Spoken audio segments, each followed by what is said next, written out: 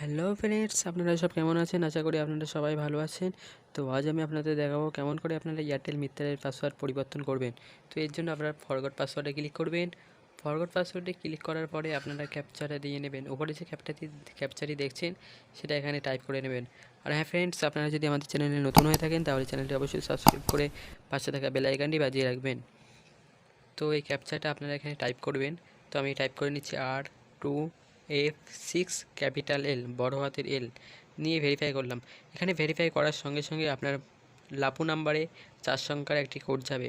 তো আমার একটি কোড চলে এসেছে, ফ্রেন্ডস দেখুন 2662। এই কোডটি হচ্ছে আপনার পাসওয়ার্ড। তো এই কোডটি আপনি কীভাবে অ্যাপ্লাই করবেন তার জন্য এখানে সাবমিট অপশানে ক্লিক করবেন ফ্রেন্ডস। তো আমি সাবমিট অপশানে ক্লিক করলাম। ক্লিক করার পরে আপনার নাম্বারে 6 সংখ্যার একটা ওটিপি যাবে ফ্রেন্ডস। তো আমার নাম্বারে একটা অটোমেটিক 6 সংখ্যার ওটিপি চলে এসেছে 266971।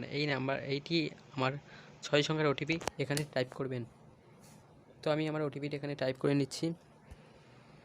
ওখানে ওটিপি টাইপ করার পরে আপনার মোবাইলে যে প্রথম 4 সংখ্যার ওটিপি গিয়েছিল সেটা এখানে টাইপ করবেন। তো আমি টাইপ করে নিচ্ছি।